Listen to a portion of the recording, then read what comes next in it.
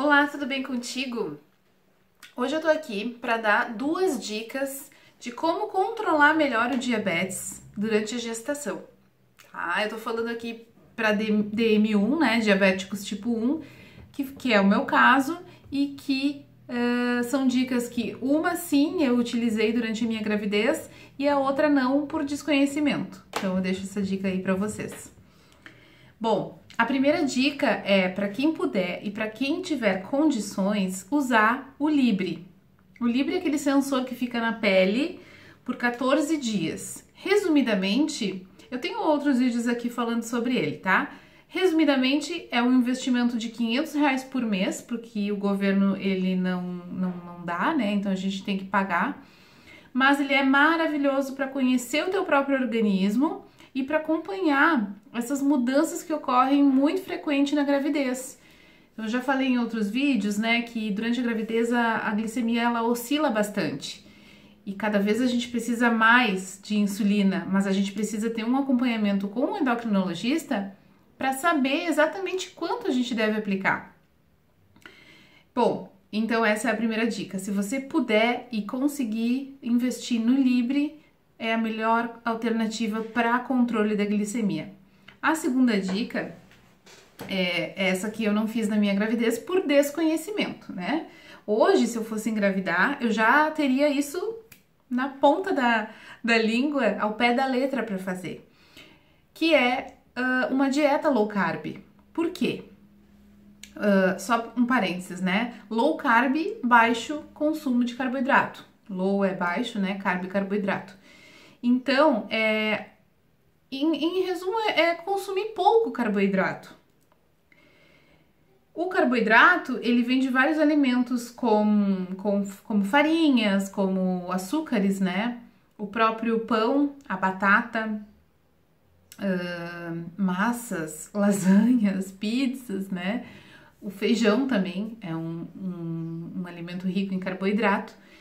E, na minha opinião, quanto menos você ingere isso, na verdade não é minha opinião, é comprovado, né? Quanto menos você ingere carboidrato, menos a sua glicemia vai oscilar. Ela vai se manter muito mais estável do que comendo carboidrato. Então você não faz substituições de biscoito por fruta.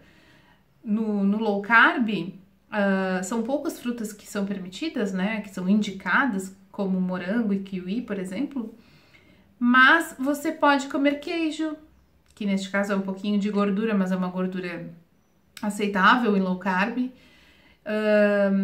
Nuts, que são castanhas, amendoim, né? Esse tipo de coisa. E a alimentação em geral é a famosa comida de verdade, que é salada, verdura, né?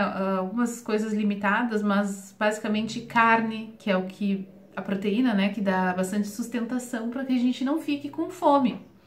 Porque quando a gente corta o carboidrato da dieta, ou parte dele que a gente até então estava habituado a consumir, a gente sente um pouquinho de fome.